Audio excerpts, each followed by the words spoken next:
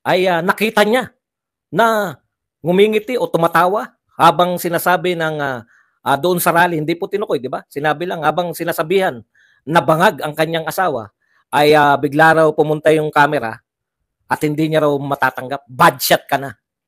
Narito ang Balitang Pinoy TV.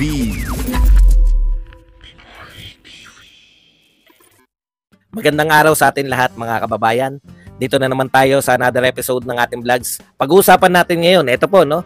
Sumagot na po si VP Sara Duterte sa bad shot interview. Sa bad shot interview po ng ating First Lady Lisa Araneta Marcos. Yan. At maganda po ang kanyang sinagot.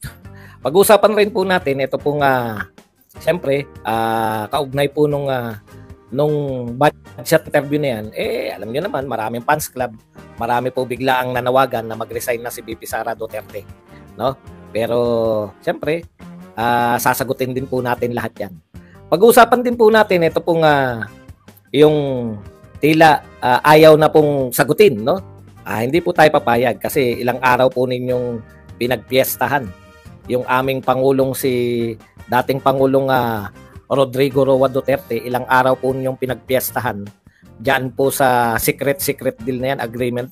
Ngayon po, naghahanap pa rin po kami ng kasagutan. Ano po yung pinasok ninyo, Mr. President, na New Deal with China? Tayo ba ay lugi dito? Aba, bakit hindi po namin alam kung ano po ang nilalaman niyang New Deal na yan? Ato po bang mga nagaganap ngayon na pambobomba sa atin dahilan yung New Deal na yan? Isa pa po, bakit po dumadagsa ang Chinese student, partikular sa Cagayan? Dapat ba kaming kabahan, Mr. President? Bakit po ito napapayagan? Kala nyo kayo naman po ang mga dapat magpaliwanag. Yan po mga pag-usapan natin. Pero bago yan, kung bago ka pa lang dito sa ating channel, mag-subscribe ka na. Dahil ito lang ang tanging channel na may kinikilingan, may pinapanigan, una sa balita, huli sa impormasyon, kaya ano pang hinihintay nyo? Pindot na, okay. Isa-isahin po natin. In-interview po si First Lady.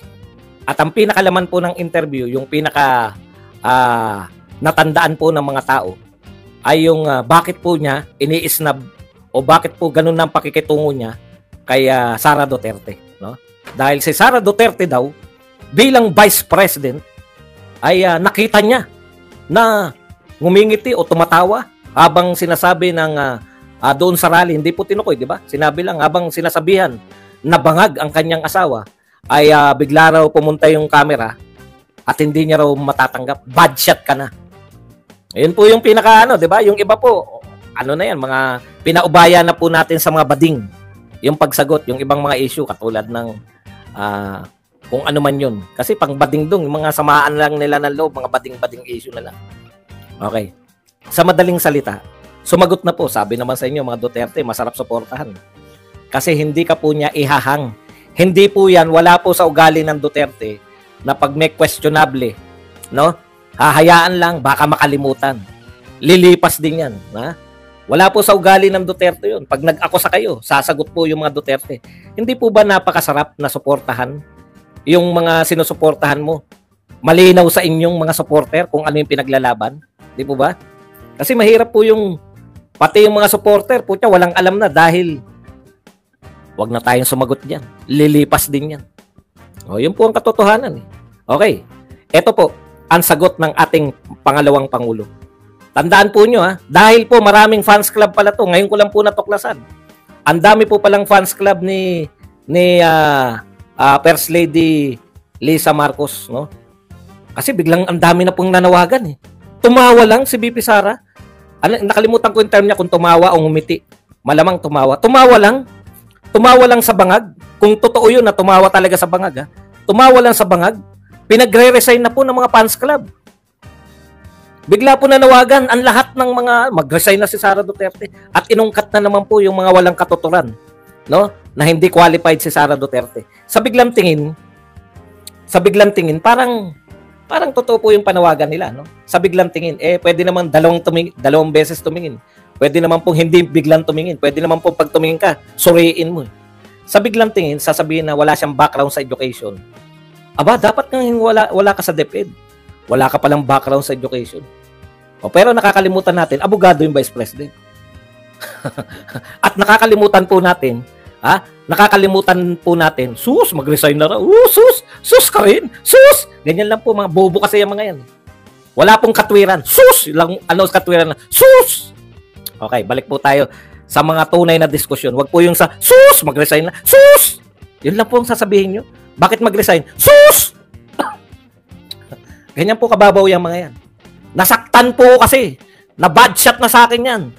She crossed the line. Kaya mag-resign ng panawagan. Hindi po si First Lady na, sus! Sus! Hindi po si First Lady. Hindi po si First Lady na nawagan na resign. Yung kanyang mga kapanalig. Sus! Resign na! Sus! Yun lang po katwiran, no? Sus! Bakit mo pinag-resign? Sus! Okay. Eto po, di ba? Tama naman yun, hindi naman education. Pero abogado siya eh. Hindi ba abogado si Sara Duterte? Maalam siya sa batas. Ikalawa, Vice President siya ng Pilipinas. In fact, mas mataas pa yung boto niya kaysa sa presidente. Nilalatagan ko lang kayo. O sige, ayaw nyo po sa DepEd. Pagbigyan natin, lahat pagbibigyan ko ngayon. Lahat ng gusto nila pagbibigyan natin. O sige, hindi siya qualified, hindi siya educator. E di tanggalin nyo sa DepEd at ilagay nyo sa DND. Ano po yung DND? Department of National Defense. Aba, bakit mo ilalagay doon ba doon? Eh, qualified siya ron. Bakit siya naging qualified? Kasi po, siya ay reserve officer ng Armed Forces of the Philippines. Payag kami. Tanggalin sa DepEd, ilipat sa Department of National Defense. Qualified ba si Sara sa Department of National Defense? Qualified! Hindi nyo po pwedeng sabihin na tanggalin lang sa pwesto at wala na. Oh, di ba? Pagbigyan kayo, sige, tanggalin sa DepEd, ang katwiran nyo, hindi siya educator, ilagay nyo siya sa pasok siya. Actually, doon siya nag-apply, Department of National Defense. Bakit? Siya po ay reserve officer ng Armed Forces of the Philippines. Bakit hindi nyo siya nilagay sa DND? Di ba? Kayo nga ang hindi naglagay sa qualification niya. Qualified siya sa DND, hindi nyo nilagay. Kumbaga, binabaliktad nyo eh. No? Kumbaga sa hindi nga yan yung gusto ni Sara Duterte. Hindi nyo na nga binigay. Alam nyo ibig sabihin? Being a good soldier. Yun yung training nila, di ba? Maging sumunod. Di ba? Isa po sa 11 general orders. Nakalimutan. Obey first before you complain. Kasama yun, di ba? Kung di ako nagkakamali. Qualified siya sa Department of National Defense. Wala po ba nakaisip sa atin, no? Na Vice President po siya ng Pilipinas? Lahat po ng Vice President ng Pilipinas binibigyan po ng cabinet position. Lahat ng kilala ko. No? Pero siyempre, nauna kila Cory, hindi ko nakilala yan. Pero lahat po, may cabinet position ng Vice President. Yun po yung mga Vice President na hindi kapartido, hindi ka-team ng mga, tignan nyo sa ERAP, saan nilagay sa ERAP? PAOK TF ba? Meron sa ERAP. Si Gloria. Meron si Gloria. Si Noli De Castro, meron. Ibig nyo sabihin, no? Ibig nyo sabihin, eto, wala nakakaisip nito ha. Kayo sa mga kapanalig. Ibig nyo sabihin, yung ka-unit team, yung nagpanalo kay Pangulong Marcos, hindi nyo bibigyan ng cabinet position? Baka kasi hindi nyo naiisip eh. Lahat po ng mga tinatawag nating mga vice president, binibigyan po ng cabinet position. Jejo Marbinay, meron din pong position sa cabinet. Bukod tangi, kung sino yung ka-unit team, wala kayong balak bigyan ng posisyon. Bakit? Di ba? Bakit hindi nyo bibigyan? Eh siya nga nagpanalo kay... Opo, siya po ang nagpanalo kay Pangulong Marcos. Aminin nyo man at hindi. Di ba? Sasabihin nyo, hindi siya qualified. Huwag mong bigyan ng posisyon, ganun. Eh di doon siya dapat sa qualified. Ito masama pong pakinggan sa mga teacher, no? Pero being a good soldier, hindi po yan ang gusto ni VP Sara eh. Lantad na lantad po ang gusto niyang hawakan, yung DMD, dahil gusto niya nang tapusin yung problema natin sa insurgency. Alam po natin lahat yan. Di ba? Alam po namin lahat yan. DMD ang gusto niya. Hindi nyo na nga binigay eh. Tapos ngayon, nasa DepEd. Pero yun yung si Noli De Castro, merong cabinet opposition. Samantalang hindi ka partido yan. Kanino ba si De Castro? Sinong presidente nung si De Castro?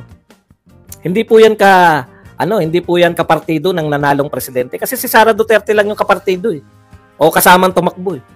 Imposible, di ba? Yun ang gusto ninyo. Imposible. Pwede ba naman yun? Sa tingin niyo yung mga tao, hindi papalag? Bakit nyo tatanggalin yan? Mas mataas pa nga boto sa inyo yan. Bakit nyo pinagre-resign? Kayo mag-resign. Ay, nga pala, yung mga nananawagan. Hindi nga pala, wala nga palang posisyon. Mga amuyong lang pala yung mga yun. Kapartido ba ni GMA si Noli De Castro? Hindi po. Ang vice president ni GMA si see? Kaya po, imposible po yun. Pwede po yun ililipat sa DND, tatanggalin si Gibo. Qualified siya ron. Wala na kayo makakatwir. Ito na nga mga kabalita. Ano na ang masasabi nyo patungkol sa balitang ito? Please comment down below mga kabalita. Pag-usapan natin yan sa comment section. At kung di ka pa nakasubscribe sa ating channel, baka naman